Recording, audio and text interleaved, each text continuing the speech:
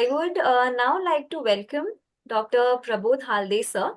He is the chairman for CSMB and also head regulatory for Marico Limited.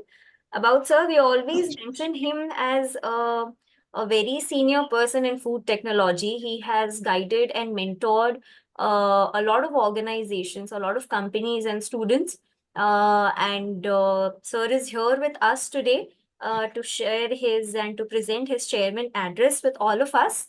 Prabodh sir, I now hand it over to you. Thank you very much. Thank you. Thank you, Shivanshi, and thanks, Shubha. Thanks, Nilesh, and thanks, Shubhadra ma'am, for wonderful talk. Sorry, I joined little late. First, I would like to thanks to Oberoi sir, who spoke so well. And when the ICMR guideline came for the dietary guidelines for Indians, 2024, earlier was initiated in 2011. And we always consider ICMR and NIN are the lamppost who would be guiding us.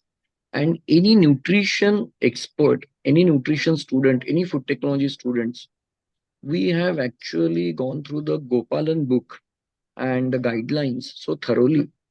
And there would be hardly anyone who would not know about the what are those guidelines and what are the requirements of RDA and macro and micronutrients. So ICMR guidelines plays a very vital and important role in Indian ecosystem of the basically the food and nutrition.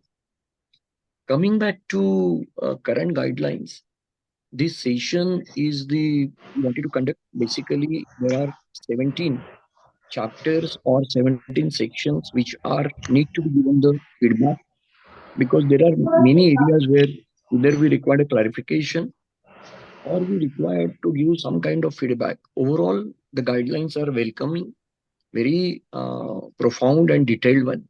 And if you see the first page of the guideline page, the editorial board is so actually well respected personalities from all kind of walk of the life. However, there are few areas where, as a small and medium businesses chamber, we have pointed out, and definitely we will be putting it across. Some of them are addressed by Dr. Oberoi. And Subhedra ma'am has said very rightly that oil, particularly the vitamin addition, the fortifications, is something good because whatever is the loss of the nutrient has been compensated by the fortification. However, as per the classification of the grouping of the food A, B, and C, unfortunately, in this guideline, addition of any additive or the vitamins considered as putting into the group C, which is something not acceptable or not digestible. And more emphasis is given to the fresh. It has actually given some room for confusion. Then why the processing is required? And to me, as a food technologist, processing is a boon and it should be utilized for the improving shelf life, improving the nutrition, improving the digestibility, improving the palatability, improving the safety, which is a key concern today.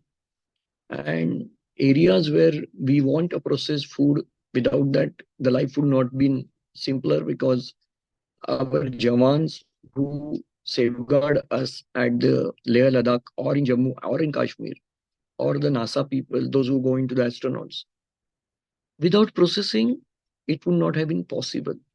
So we have to think again in the light of 360-degree rather than only looking only particular part of the nutrition. Fresh is good, no doubt fresh is good, but it has to be safe because just we finished our food safety day, world food safety day, and it says that if it is not safe, it is not a food. So safety is a paramount important. Nutrition is no doubt is important. And to make it nutritious, sometimes you have to do processing. There is no possibility like some people do comment on the refining, but without refining, anti-nutritional factors will not get removed. Without blanching, again, the anti-nutritional factor will not get removed. Processing actually ensures that the product is safe, product is nutritious, and optimum processing is the word which is important. So our whole discussion, which we will be revolving on the today's, we have an expert after Subhadra ma'am. There are expert lined up. Let's synthesize whatever is the good in these guidelines. We welcome whatever is the little bit of confusion which got created because of the language or any other thing. I think nobody has intended to do this, but we have to actually imagine what is our main motive of the Indian economy, the farmers' welfare. And if we do not give any importance to the processing, our farmers will be left out. Their value addition will be stopped. And already the farmers are farmers are getting pressurized because they are selling their produce at the lower cost without value addition. And processing is the only solution for making your farmer strong. So farmer strong, consumer safety, that's why the processing is important. But overall, somewhere the message, underlying message has gone that processing is not good, it is compromising the quality, nutrition, and all. That we can address properly. And one of the area I also felt FSSAI has taken so much of efforts of removing the trans fatty acid from the oils and fat. And there is a regulation in 2021 which came in no trans fatty acid more than 2% can be in the oils and fat, which shows that now vegetable fat cannot be considered as a bad because there is no trans fat. But still in the this guideline, vegetable fat has been shown as it contains trans fatty acid. I think these are the notions which are carrying over the years, and we need to remove those. And let's look at the advancement of the processing, which ensures the nutrient availability or improvement of the nutrient and keeping the product safe. So we believe that in hand to hand, fresh is good, but wherever the fresh is not possible, processing is also good with limit of whatever is the nutrient. And all additives are not bad because JECFA is the actually I'm the part of Codex committee, so for sure that there are much research gone into the safety of the product. And additives sometimes are important to have a shelf life, important to have a keeping quality, important to have a nutritional quality. So it should not be considered as an enemy. And any macronutrient, and Subhadra ma'am will agree to me that micronutrient, macronutrient should not be seen in the negative light. One is bad or one is good. What is important is eat right, balanced diet, and wholesome diet. And that's why these portions are important.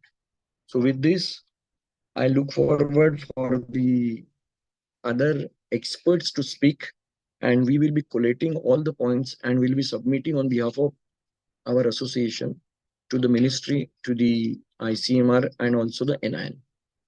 Thank you, Shubha, for inviting, and I look forward for other speakers' input. Thank you. Thank you very much, sir.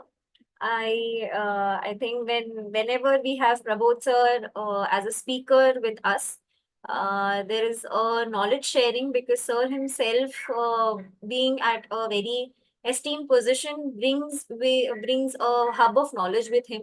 So it's our delight and it's an honor to have Prabodh sir as a speaker with us today. Thank you so much, sir.